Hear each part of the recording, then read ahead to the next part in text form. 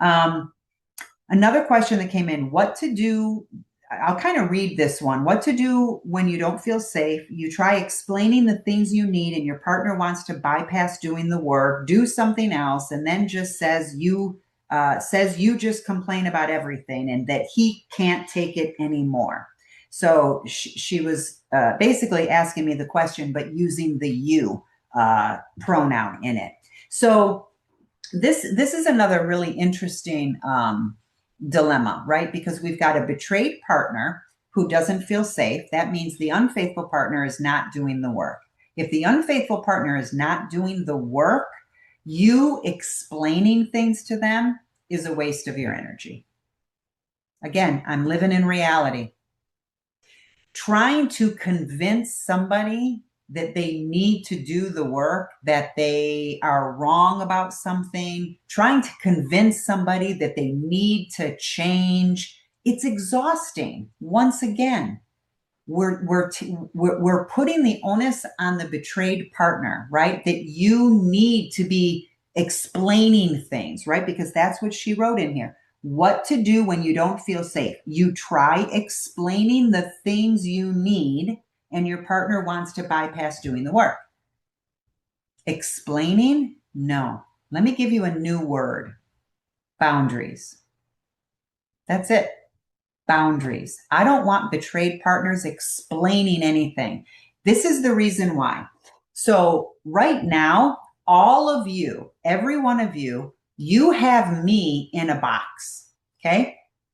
Whether you've known me 45 minutes or whether you've been following me for years, right? You have me in a box. You've got my characteristics, my personality, my style, all in a box. Now, if I were to come on camera in a clown suit and my face is painted with clown makeup, you guys would be like, oh my God, like, what's up with her, right? Because it's not me. It's out of character. It would be out of my box. Okay.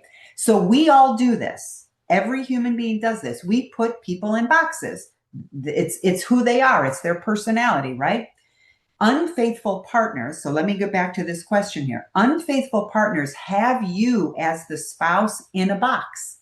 And you've probably already heard things like, you're just overly sensitive. You know what? You're just a dog with a bone and you're never going to let things go. That was classic. My husband used to say to me. That you might hear things like, you're just impatient, or you just can't forgive. You'll never forgive. See, you didn't forgive your friend 20 years ago, so you're never going to forgive me. All of those things, I want you to pay attention to those. Those are all things describing your box that your spouse has you in. So when you try to explain things, and your spouse, he or she, has you in that box, that's how he's hearing you. Okay. In this case, I'm using the he as the unfaithful and the she for the betrayed. So when this person is trying to explain things, her husband is hearing her own characteristics and using them against her. You're just too sensitive. You're just this. You're just that. You need to do this. You need to do that. You can't explain to somebody else when they have you in your box. You can't, because they're only hearing you from that lens.